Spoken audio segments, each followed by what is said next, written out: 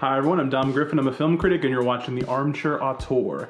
This is an ongoing video series I do where we talk about new movies, old movies, screenplay analysis, television reviews, that sort of thing. So if you like movies and you like movie adjacent popular culture, and you like to see somebody pick those things apart, then you are in the right place and you should consider subscribing. Today, I'm reviewing a movie I never thought I would be reviewing. A movie that I didn't think I was gonna review because I didn't think it would ever exist. It is a deeply touching human story, a love story, a story about bonding and interconnectedness. I am talking about Venom, Let There Be Carnage.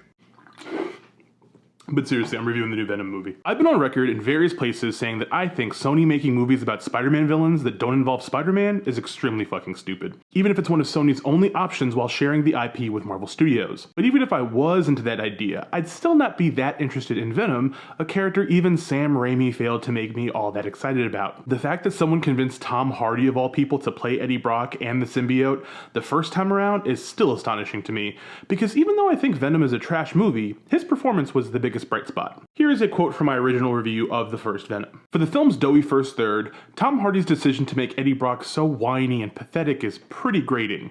But by the time the symbiote comes into play and he gets to play an over-the-top alien monster that's equal parts Seymour from Little Shop of Horrors and Eddie Murphy's buddy love from The Nutty Professor, it's impossible not to be entertained.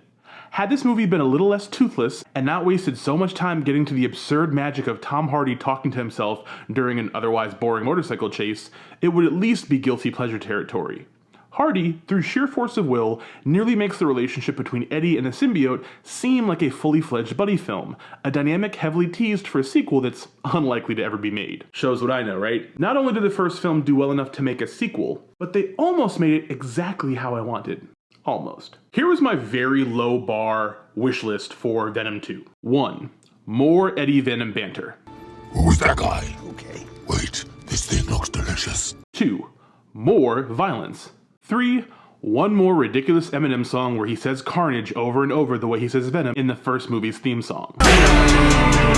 We got one of those things. The new movie picks up where the last one ended, with Eddie visiting Woody Harrelson as serial killer Cletus Cassidy on death row and accidentally giving him Venom powers. So he gets his own symbiote called Carnage, Carnage wants to kill Venom, Cletus wants to kill Eddie, and there's a whole thing with Cletus's girlfriend Shriek, played by Naomi Harris, a woman who inexplicably has screaming powers, and some other shit involving a cop. But none of that matters because the movie is really about Eddie and Venom learning to coexist and accept their love and friendship. I'm dead serious. It's a great bromance about two losers, one an alien and one a journalist, who together form a bond that is greater than the sum of its parts.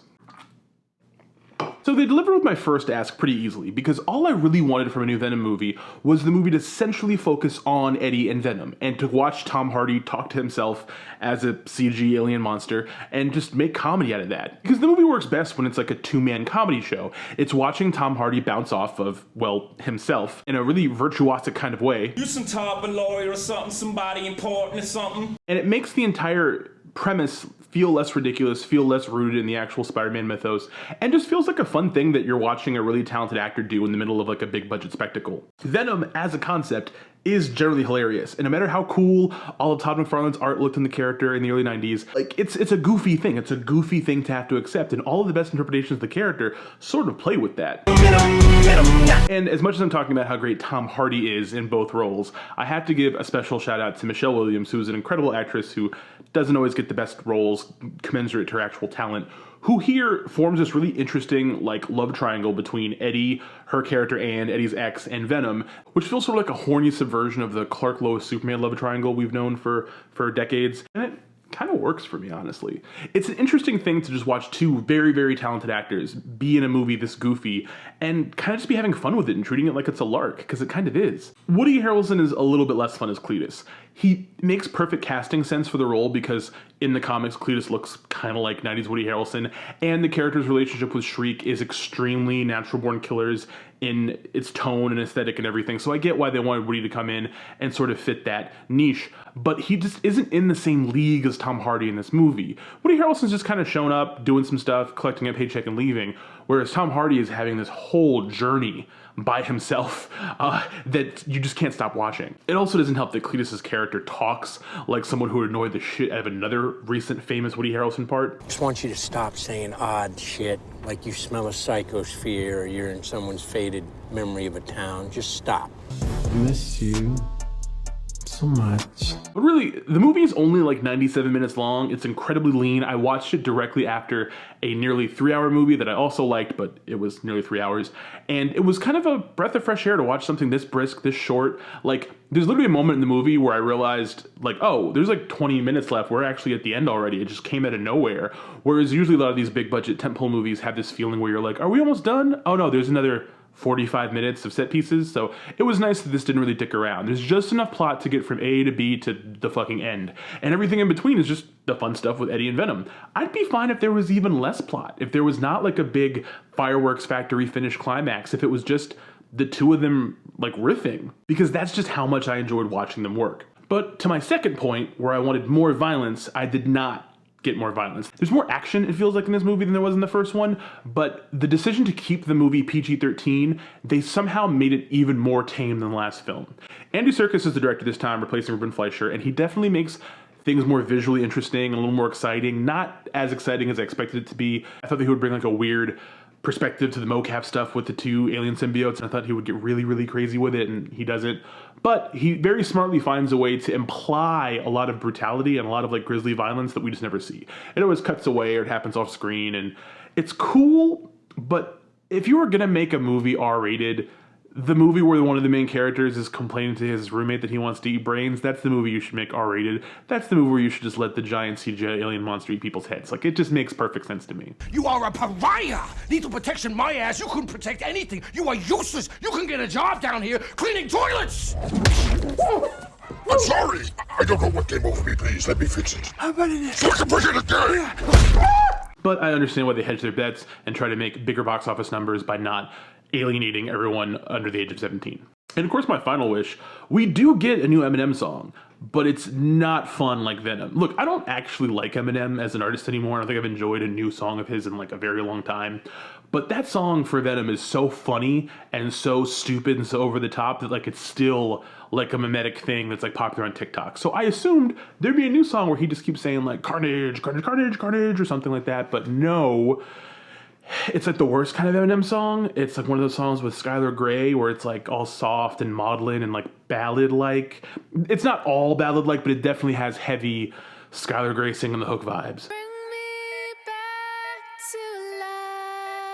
So there is a big post-credit scene in this movie that is definitely bigger than the one from the last movie. I won't ruin it for anyone who hasn't seen the movie yet or cares about this sort of thing, but you'll probably see articles about it because it has like big implications. But I'm interested to know where this goes from here, not just the grand scheme of like Sony making these movies about Spider-Man villains, but I'm curious to see how much longer Tom Hardy's gonna do this. All actors in Tom Hardy's general space of like young, good-looking guys who can be leading men, if you're that kind of actor and you wanna make certain types of movies for yourself, like arts or movies, at some point you have to do some kind of big budget tentpole movie, whether it's like a Star Wars or like a Marvel or a superhero thing, something to kind of be like, this is where you make your money, and then that makes you a big enough name to get to do the stuff you really want to do. Like everyone else is doing it. But where most actors seem like they're slumming it in those parts, like Oscar Isaac for the last several years, Tom Hardy seems to be having more fun in this than he has in any of his like Christopher Nolan